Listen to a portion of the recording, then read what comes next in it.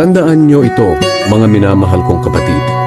Dapat maging handa kayo sa pakikinig, dahan-dahan sa pananalita, at huwag agad magagalit. Sapagkat ang galit ay hindi nakakatulong sa tao para maging matuwid sa paningin ng Diyos.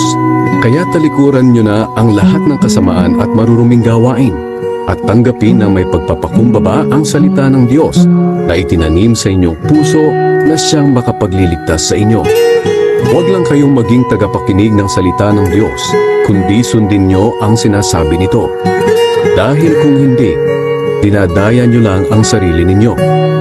Dahil kung nakikinig lang ang isang tao sa salita ng Diyos, pero hindi naman niya tinutupad ang sinasabi nito, katulad siya ng isang taong tumitingin sa salamin, na pagkatapos makita ang sarili, ay umaalis at agad kinakalimutan ang ayos niya. Ngunit ang taong nagsasaliksik at tumutupad sa kautosang ganap na nagpapalaya at hindi tagapakinig lang na nakakalimot agad, ay ang taong pagpapalain ng Diyos sa mga ginagawa niya.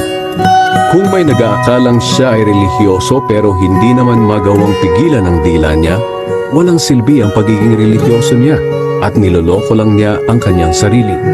Ang pagkarelihiyosong itinuturing na dalisay at walang kapintasan ng Diyos Ama ay ito: ang pagtulong sa mga ulila at mga biyuda sa kahirapan nila, at ang pagtalikod sa lahat ng kasamaan sa mundong ito.